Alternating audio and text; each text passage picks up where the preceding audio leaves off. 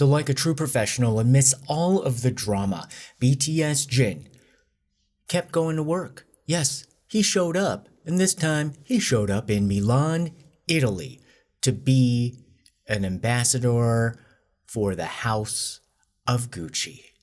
Yes, while HYBE's drama is continuing, and he was even going there with a fellow member of the HYBE family, well, who's actually in the dysfunctional wing of the house, having their time out. Not only did he out-Gucci her, he out-Gucci'd all of the other celebrities, to the point that we may see the resurgence of Gucci and JIN being able to save the House of Gucci.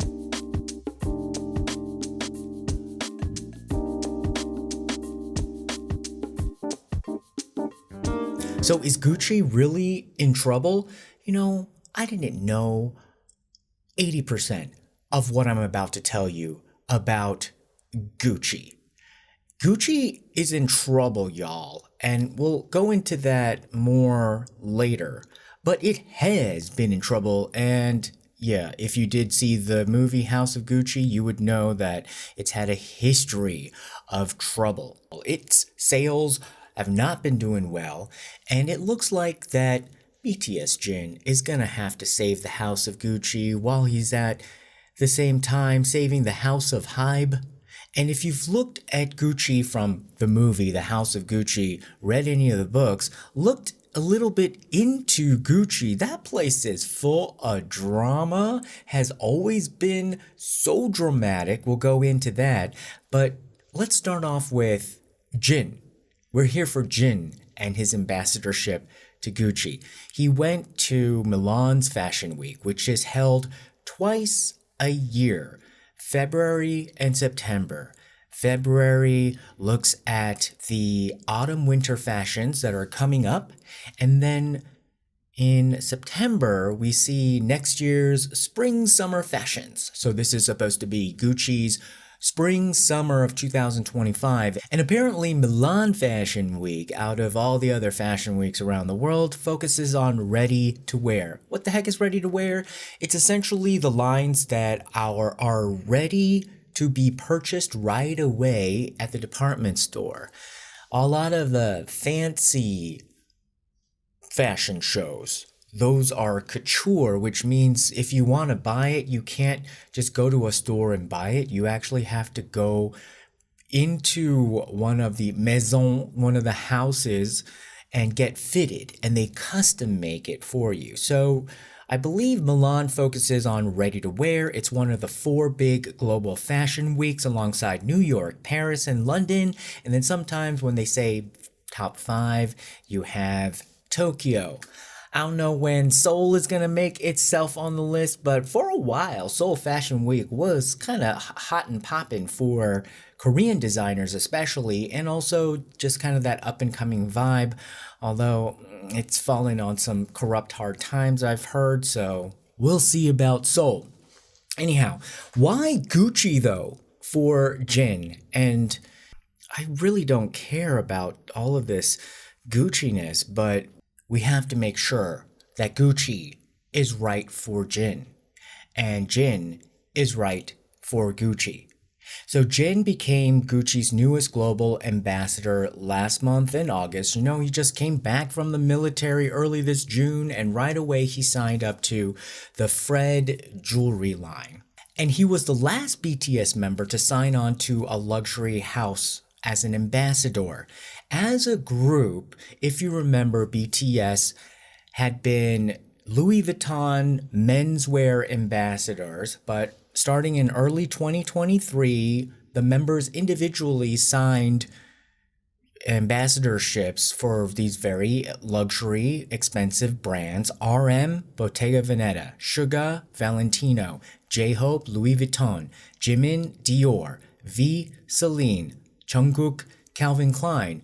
And then JIN, all by himself, had nothing. Maybe because he was in the military and so they weren't signing something with him, but JIN has this vibe of He'd probably yell at the other BTS members if they wasted a lot of money on luxury goods. He kind of has this like non-luxury good vibe, even though I believe he comes from a rich family, and before BTS he was like the richest dude in the room, but he kind of had that I don't care about that type of stuff.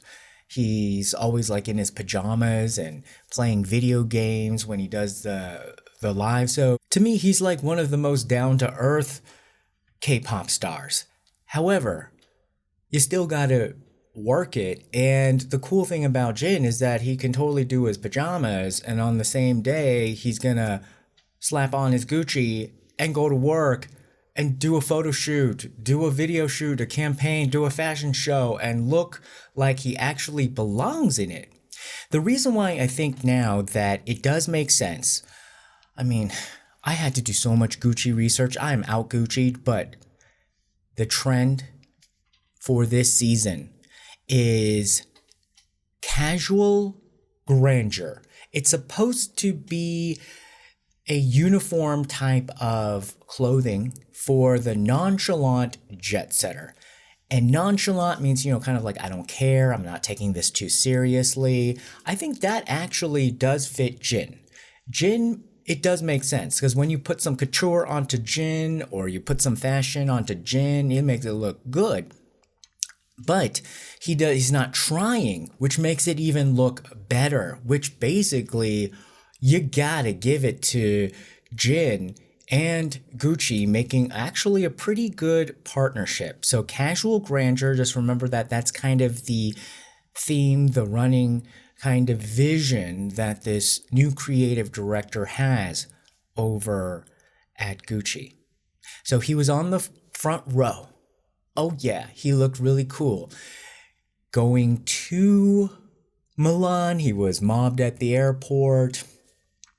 Arriving in Milan, mobbed at the airport, going to the hotel, going to the fashion week itself. We got to see the difference. There were many other celebrities, as every fashion show has, but you could totally see there was a visceral difference in the response to BTS JIN. Not only were there more fans, all the photographers knew who he was. It was a lot of buzz and excitement. He brought the biggest amount of celebrity heat to Gucci. And these people know this. The owners know this. And so it was hosted at Milan's iconic Museum of Art and Design, the Triennale Milano. And whoever made sure that there was a huge field for the BTS fans, kudos to that person. They probably deserve a raise or a promotion. So Jin wore this iridescent knitted sweater showcasing a blend of rich maroon, orange, and purple hues. The sweater had a plunging V neckline, also showed the silver necklaces. And then his pants were high-waisted, tailored brown trousers that maintained the earthy tones. And then the pants had a crease down the front. They flared slightly towards the bottom. And then he had the Gucci belt that had the horsebit and the classic black horsebit loafers. What the heck is a horsebit? Horsebit is the thing that goes in the mouth of the horse when you put the saddle and the leash on so that you can control the horse. That is an accessory that was on the OG Gucci that came down through the generations, because the founder of Gucci, it started as a leather goods company with like a lot of suitcases and stuff for the horsemen. So Gucci started in Italy, in Florence, in 1921 by a guy named Guccio Gucci. And he started off as a very humble servant of the world. He worked at the Savoy Hotel in London, and so he got to see the aesthetic and the taste of the aristocracy at the time. And then he started his leather luggage and accessories and leather goods for horsemen store. Became very popular. And I would say the heyday was the 1950s and 1960s. That probably was the peak of the founder of that company, and Gucci was it. So Gucci had the horsebit loafer introduced in 1953. The GG house crest was registered as a trademark in 1955, and the original logo had him as a bellhop carrying the suitcases, and then in 1955 it turned into a knight. So, they're definitely classing it up. The Jackie bag was named after Jacqueline Kennedy because she was spotted wearing it a lot while she was out working in 1961. That's when they launched that bag as the Jackie bag, apparently. And then the Flora scarf with all the flowers, those prints, that was named after Princess Grace of Monaco in 1966. The 1970s, 80s, that was the dramatic sort of downfall of Gucci, where we had a sort of like a very familiar Jezebel type of character marry her way into the family, consult a psychic to try to gain control of the Gucci empire, and it even leading to the hired unaliving of her husband, being the Jezebel that went to the psychic, kind of like a shaman, if you get my drift. And the heir and the owner of Gucci kaput. And you can see that in that movie, The House of Gucci. This is way too much Gucci for me right now. But if you want to go see the history of that era and the downfall where the Gucci family finally was bought out or kicked out of the Gucci company, you can see the Lady Gaga movie, House of Gucci. But we want to focus more on like the fashion, whether it fits in for JIN, whether it's worth using BTS JIN star power to try to save the House of Gucci. So we want to start with the Gucci coup d'etat era, where an investment company bought out Gucci in the early 90s and brought in Tom Ford. Although the Gucci guy who got unalived by his own wife, his daughter, an heir to the Gucci dynasty, said that it was actually her dad, but right before he got unalived, who wanted to bring in Tom Ford. So she's trying to give credit where credit was due.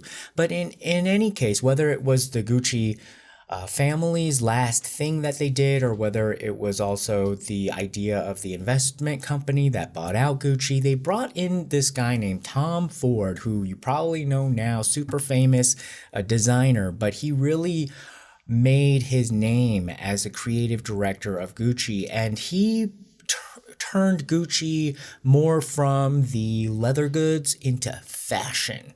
And so he focused on fashion from 1995 to 2004, and it was a very sexy type of Gucci era, and it worked in terms of turning around the finances of the company.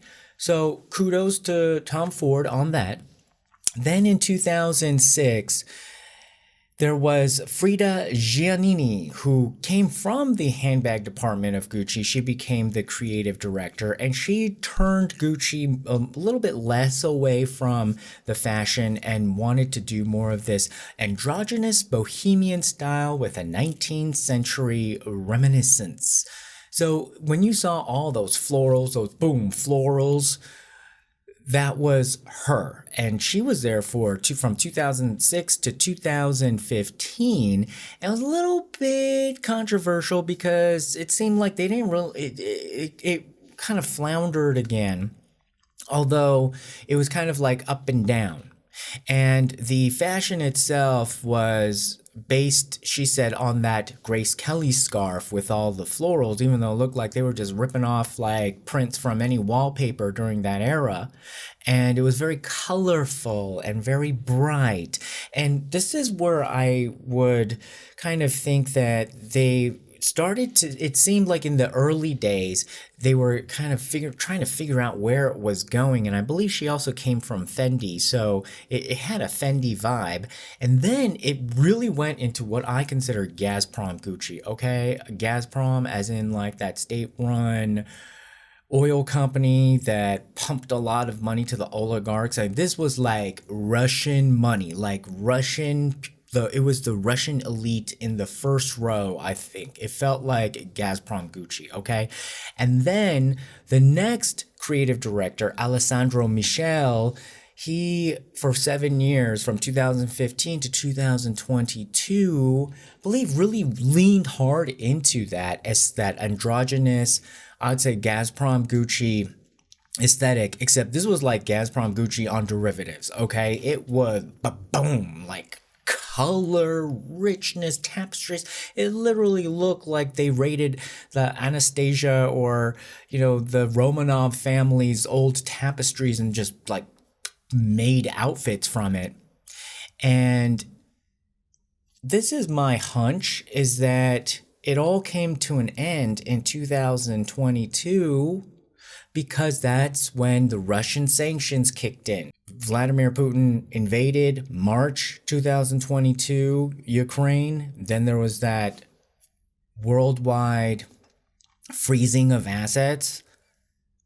And then, wouldn't you know, in November 2022, that was the end of Alessandro Michel, that creative director.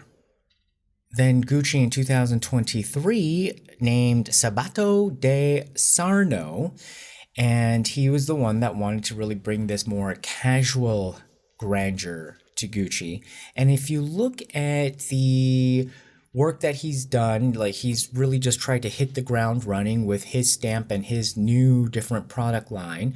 And we saw, I think, really that showcased probably 80%, of his, full capacity with this current fashion show where JIN was at and New Jeans HANNI was at.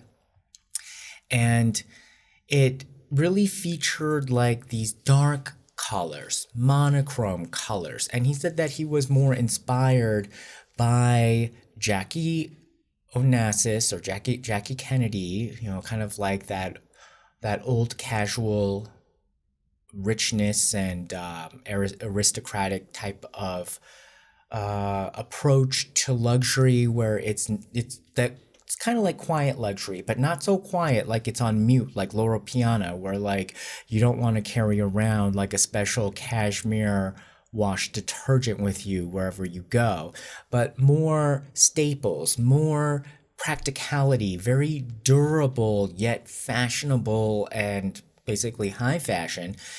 But it's got a little bit of that kind of oxblood red to it and lime green. I was like, what kind of, like, it was confusing to me. I was like, what? And this doesn't even feel, to me, that's not a summer color. However, I started to say, like, who would actually wear this? Because the clothes didn't even look like that summery. And it looked like it's the rich people who do buy Gucci on a regular basis, like actual, like, staple luxury customers, but who are always in air conditioning during the summertime. So it can't be just like almost like wearing nothing. It's got to have a little bit of weight to it.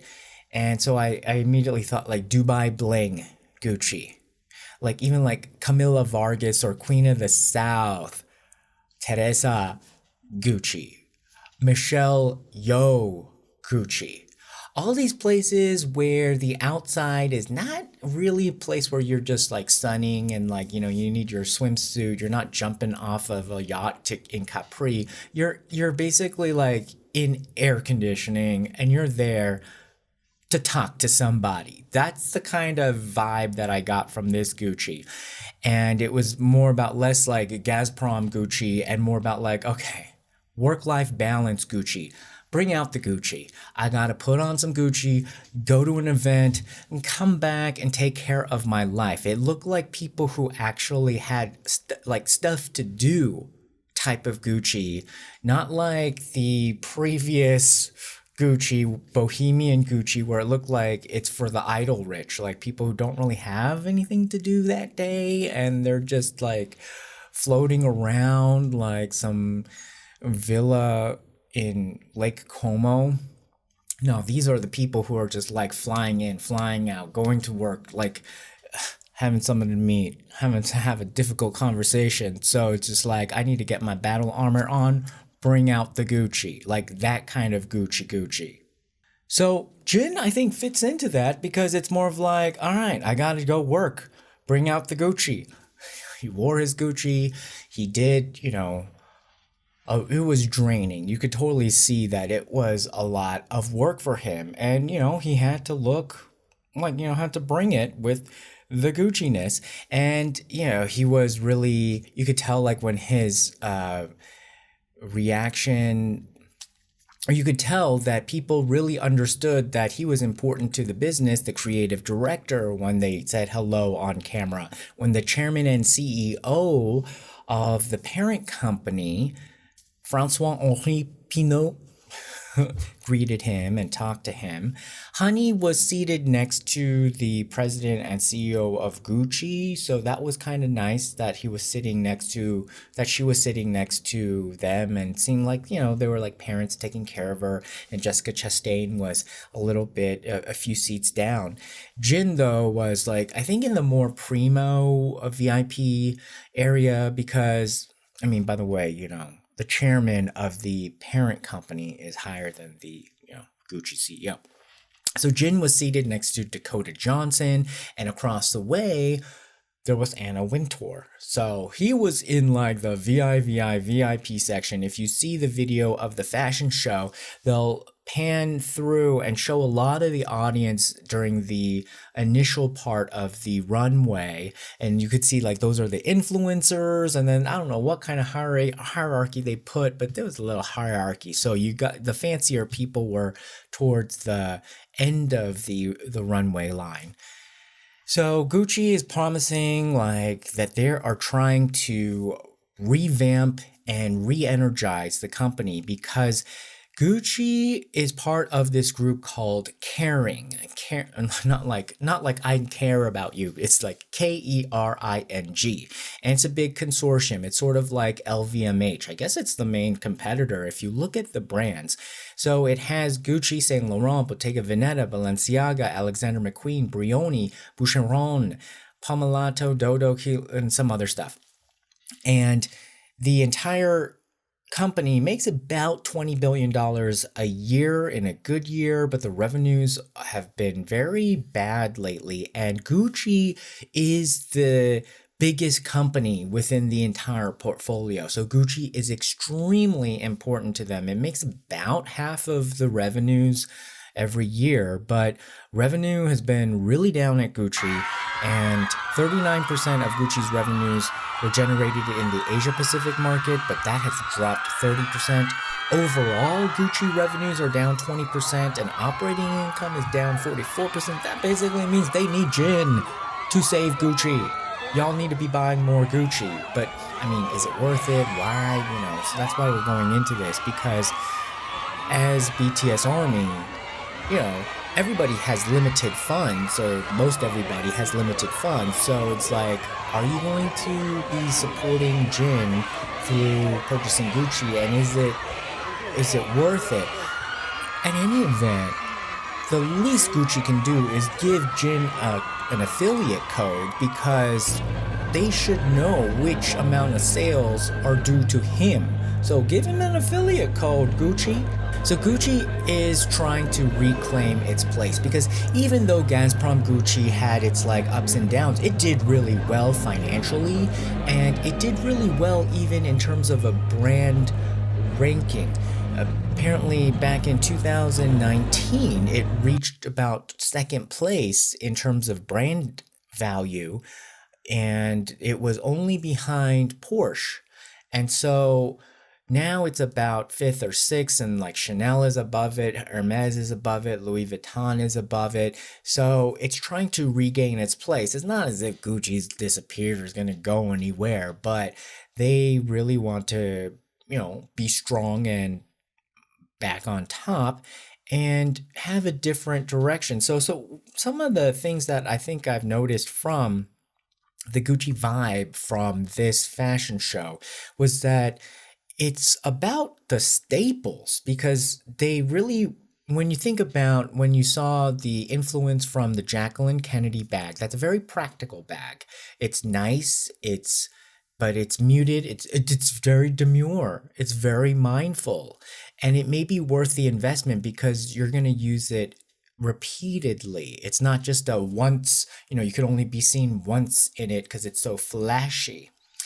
And if you look at the Tom Ford elements, where you could totally see it's almost like a copy of the Tom Ford stuff, but that stuff is very usable. Like, you can wear that dress multiple times and it's going to make a really good impact whenever you wear it. It also makes me a little bit worried for the economy, because this looks like recession-era GUCCI, where it's really kind of like the rich people just replacing their staple items and, not really wanting to spend on anything like, ba-boom boom, and just kind of get through it. So spring, summer 2025, maybe want to strap up for that. And it was very odd, the color. I think the color choices to me are odd. They said that that Oxblood red is inspired by the employee-only elevator at the Savoy Hotel, where the founder of Gucci got his start, as a porter or a bellboy or busboy or elevator boy, like kind of like the low man on the totem pole over at the fancy hotel. But it just reminded me of the scene from Big Business where Bette Midler's character goes into her fancy office building when she's like the CEO, and she says, "You look like a blood clot." Michelle, is this how we dress for the office? You look like a blood clot. And if you noticed how similar that was to Miranda Priestley's entrance when she came to work at the Devil Wears Prada, I don't think it's a coincidence. She's on her way. Tell everyone. Yes. She's coming. It's Sadie. Good morning, Womack. Good morning, Womack.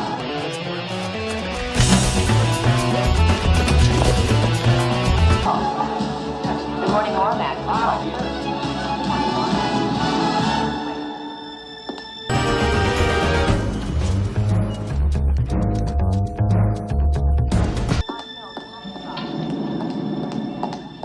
I don't understand why it's so difficult to confirm an appointment. No, I'm so sorry, Miranda. I actually did confirm Details last of night. your incompetence do not interest me. Tell Simone I'm not going to prove that girl that she sent me for the Brazilian layout. I asked for clean, athletic, smiling. She sent me dirty, tired, and paunchy. And RSVP, yes, the Michael Kors party. I want the driver to drop me off at 9:30 and pick me up at 9:45 sharp. Good morning, Michelle. Appreciation schedule on my desk by 5. Stuart, when I ask for demographics, I expect you to include all age groups. Children 7 to 13 don't purchase stocks, Michelle. I did. Michelle, is this how we dress for the office? You look like a blood clot. But you got to give props, because Bette Midler did the Gird Your Loins Manhattan Uber Bitch entrance almost 20 years before Meryl Streep did it. So let's take a second to give HANNI her due. I think she did an admirable job for somebody her age, and I wondered, what was she wearing? So she was wearing a very sequined-y Gucci top. It was, extremely Gucci-ish, and she was wearing jeans, and I was just like, ooh, does Gucci even make jeans? Because it was totally on brand in terms of that's the new jeans look. And I was like, that's kind of smart, but did she wear her own jeans? It looks like she's wearing Gucci jeans, and Gucci does make jeans like that. I was surprised, but really, Gucci can't really hinge its fortunes on them jeans. So no matter how new they may be, but I thought that was a pretty decent look. The bag didn't seem to match, although they need to have the leather bagginess of it all, because that's the bread and butter of Gucci. It's those leather goods, like the purses. And so it was good that she promoted that. But I mean, do you wear like a heavy dark black bag like that in the summer? You might, with this, the way that this summer, the spring summer is with this. I guess that's the look that they're going for. And the designer is walking a very fine line, because the previous creative director was accused of being too big. Like, the persona of the designer became bigger than the brand. And so the brand owners wanted to be like, no, we got to dial this back. This is about serious high fashion, and the brand is number one, not the designer. And so this designer seems to be trying to be doing that, but there was also other criticism of this new designer saying like he's not big enough. Like, yes, probably curtail it back, but people want more than just style. They want charisma. And I thought about this and I was like, okay, this makes sense. And the designer in some ways is supposed to bring that. But the reason why I think these fashions, I don't know, some of you might think it looks really good, but I thought, I was just like, does this really look that good?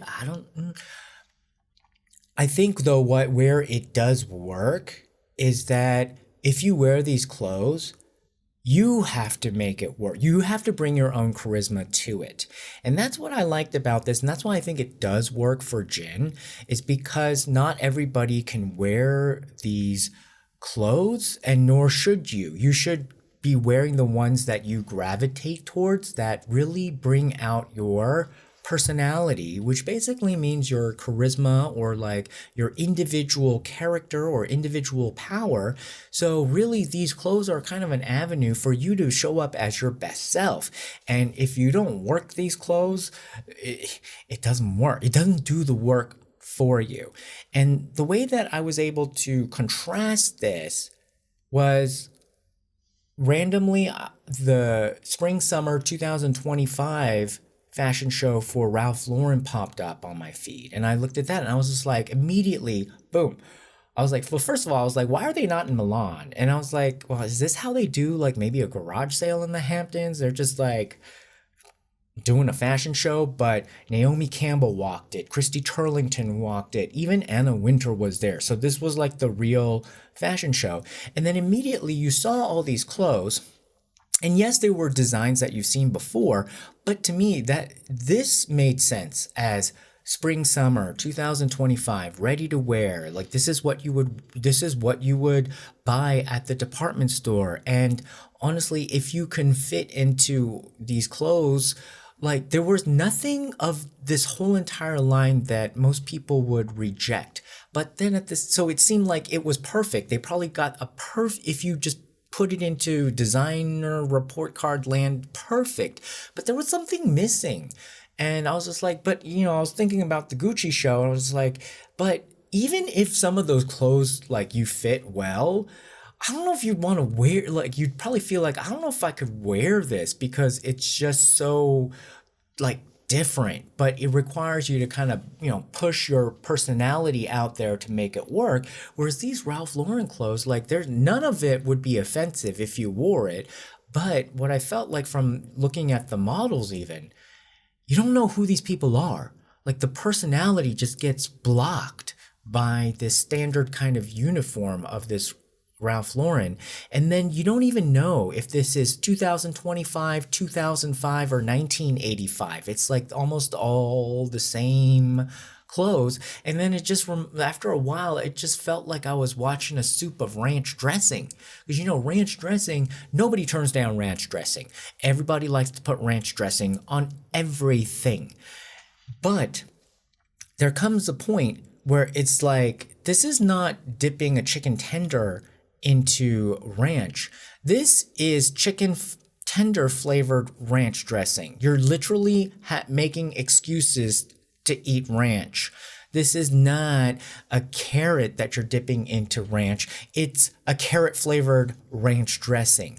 So you see what I mean? So then the character of the individual ingredient just gets overpowered by the ranch. And I think like if you're going head to toe in Ralph Lauren like this, even though it totally did the assignment of spring summer 2025 ready to wear, your personality will not come through, and you kind of end up looking fake, in my opinion, because it looks a little bit thirsty. It looks a little bit like you're trying to fit in too much. The Gucci spring summer concept was supposed to be the nonchalant jet setter. It's like the jet setter, I don't care, you know, this is who I am, this is me. And I feel like if you wore some of those clothes from the Gucci show, that was you. The Ralph Lauren makes it feel like it's the chalant, like something who's very like paranoid about trying to fit in. Not even the jet setter, it's more of like the guest of a jet setter, just, you know, trying to fit in, so that they're shutting down anything that is them because they don't want to risk offending anybody. But then at the same time, we don't know who you are, we can't trust you, like who are you? And I feel like that's what that Ralph Lauren thing did. And even Naomi Campbell, like, she was trying to make it work. That's what made me convinced that Ralph Lauren, I will never turn down Ralph Lauren, but like wearing it head to toe, even on Naomi Campbell, it was drowning her out in the ranch dressing of it all. And she was walking extra crispy. So apparently the impact of JIN's ambassadorship has already shown results. In one day, Gucci increased its sales by 15%. Fred also had the highest increase of the year to its website, up 45%. Oh my gosh. So BTS JIN really has the power to move the market, even in a fashion setting where it's supposed to be about nonchalant, casual grandeur. So what do you guys think? Did you see the fashion show? Do you care about his Gucci-ness of it all? Most of you won't care, but we have to be mindful about, you know, how we're going to express our support for the brands that they do endorse and whether they're even good for them. So I would love to know what you think. Gucci yay, Gucci nay. Put your comments below. Remember to like, share, and subscribe, and we'll see you again next time. Bye-bye.